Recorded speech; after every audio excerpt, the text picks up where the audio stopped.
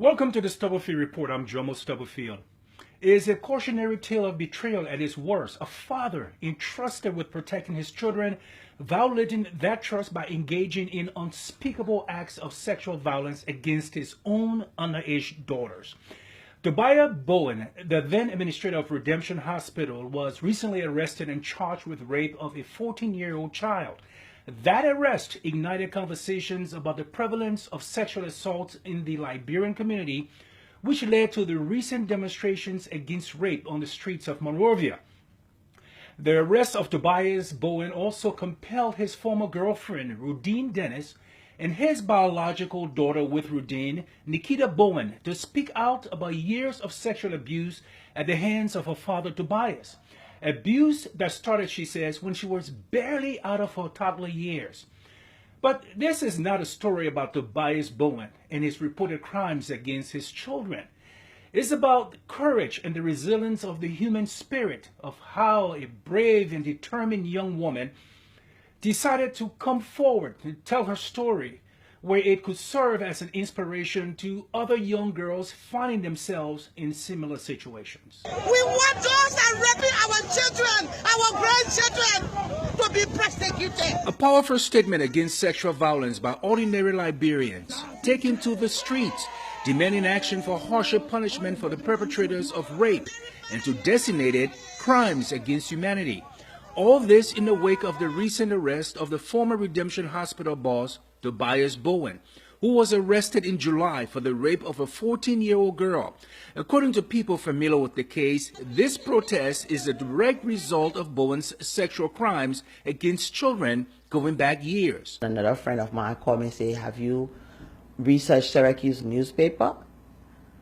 I said, "What happened in there?" I said, "Oh, go online and search Syracuse newspaper and you will see." So when I researched it, when I went online and did the search, and I saw his picture pop up with a story that he had been arrested in Syracuse for molesting two children, one under 17 and one under 13. Comfort Rudine Dennis had a romantic relationship with Tobias Bowen that resulted in the birth of a child.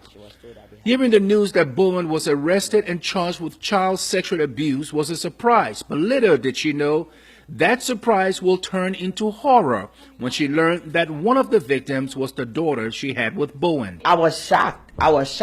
A mother's pain, unbearable, realizing her worst nightmare. Rudine says to this day she has not recovered from learning that Tobias Bowen had preyed on his own daughter, subjecting her to years of sexual abuse that started almost immediately upon the child's arrival to Europe to live with him and his wife. This is somebody who, the both of us, have this child. What cruelty. Even up to now, I don't like to imagine it. Just imagining him, touching my child. And this is his child.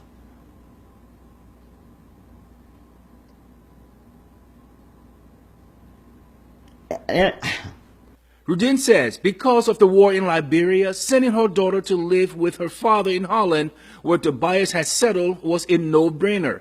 Little did she know she was sending her baby to a sexual predator who happens to be her father. It started when I was about 6 years old. Nikita Bowen, biological daughter of Tobias Bowen, says at the tender age of 6, she was often terrified when it was bedtime, knowing that her father would be making his way to her bedroom. At 6, you really don't know what's going on. You put full trust in your parents.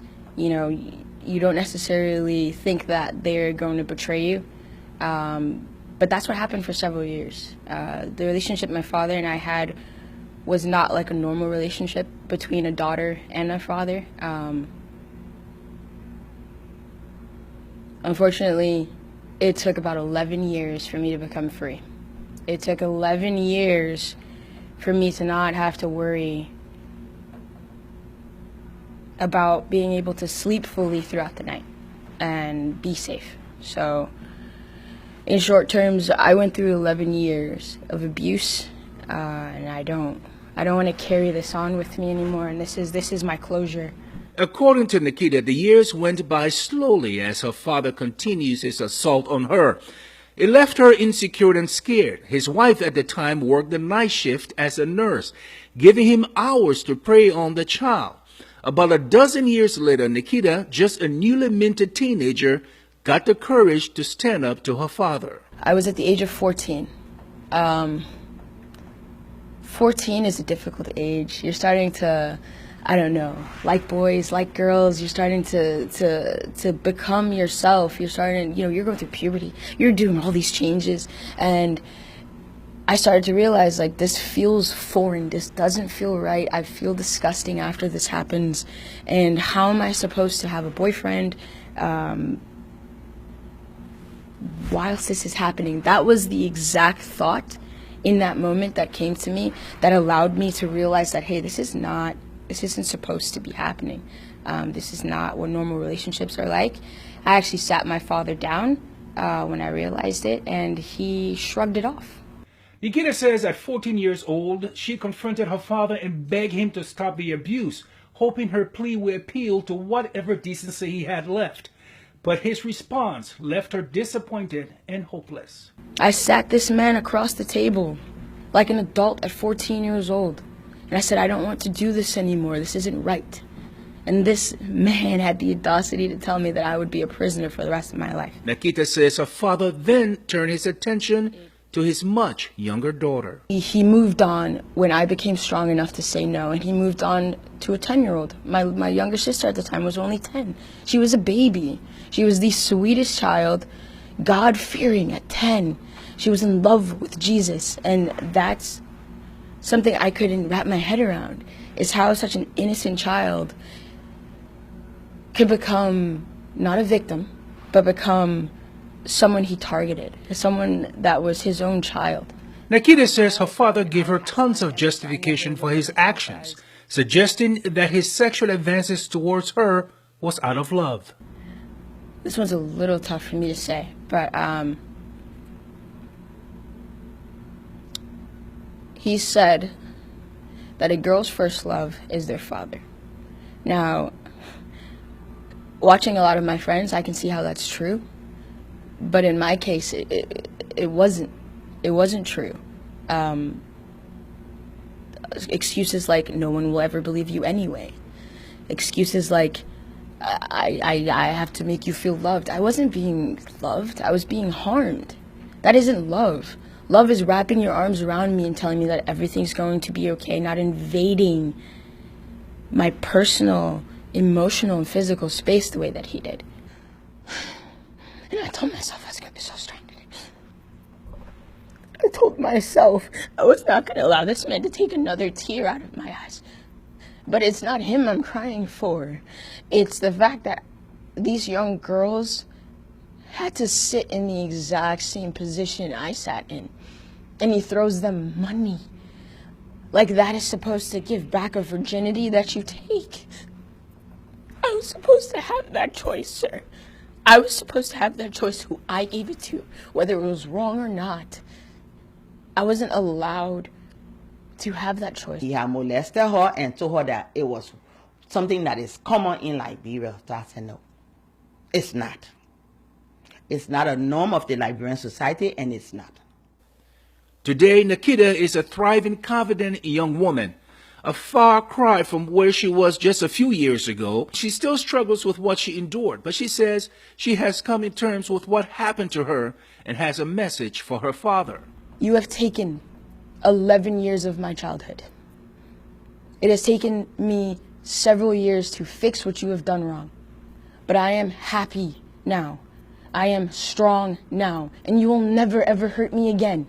I will not defend you. I will not stand by you. You are not my father.